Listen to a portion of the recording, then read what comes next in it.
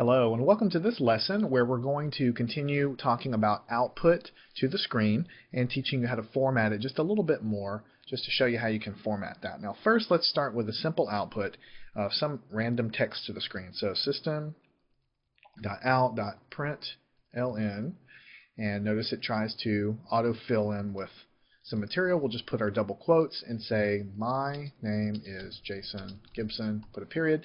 Notice that I have a red squiggly there. It's telling me to put that semicolon there, and when I clean up my line, this is exactly how it looks. So let me go ahead and save it, and we'll run this snippet here, and you can see the output console says my name is Jason Gibson. Now let me show you two things. The first one is, remember, if you want to skip lines, if you want to put some text on another line, you could put another system out println command right underneath it, and you can continue going line by line and have as many as you want.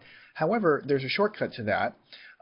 My name is Jason Gibson, so let me change this to a comma, let's just say, and let me go to another line. The way you put force a line feed in your output is you put a backslash and then an N.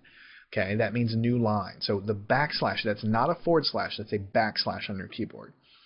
And I love steak.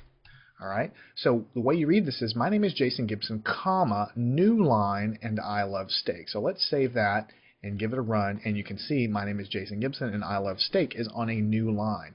So this way I can fit everything and format it on two lines without having two different outputs. You know, I could have had system out print line, and I could have had the second part of it in another line there, in another command, in another call to that print line method there, but it's easier to handle it this way. Alright, so let's go ahead and show you how you can use this to your advantage to save yourself some space in your code. So let's go and do system.out.println. Let's say we wanted to count down from 5 to 0. So let's go 5, do a line break, backslash n, 4, backslash n's another line break, 3, backslash n. Now for 2 and 1, let's go ahead and skip down farther. Let's go ahead and give us 2 line breaks for number 2, and then backslash n, that gives us 2 more line breaks, 1, and then finally backslash n, n. Let's give us 4 different line breaks, and we'll say blast off, exclamation point. Notice we have to put a semicolon at the end of that line. We will save it. Let's go ahead and run it and see what we have. Let's scroll up to the top.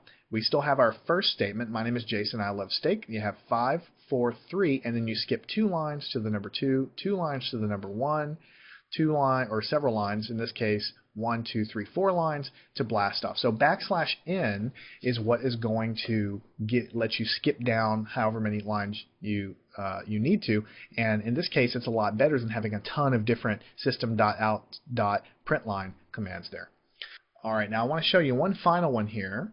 System.out.println, right, like this. Go ahead and put our semicolon there, and let's fill in what we're going to type in. Let's create a sentence where we have to circle an answer. So, do you like me? And then I will do circle 1 / backslash t, yes, backslash t, no. Backslash t means tab. Backslash t means tab here. So what I'm doing is tabbing to get to yes, tabbing to get to no, and I should be spacing out those guys and skipping them a little bit farther from the question mark. So the backslash n skips you down, the backslash t tabs you over. So we hit run, we go look at the bottom, do you like me? Yes, no, and you can see that there are some spaces there. If the space that it puts between the question mark isn't quite enough for you, you can always add another backslash t there and run it again. And you can see that you can do some basic outputting. So it's not giving you word processor like, you know, clarity, but you can use the backslash n to skip down when you're doing your printing to the console. You can use backslash t to tab over if you want to space things out into columns, or for any other reason when you need to space things out. So what I want you to do here is make sure you understand everything in this lesson.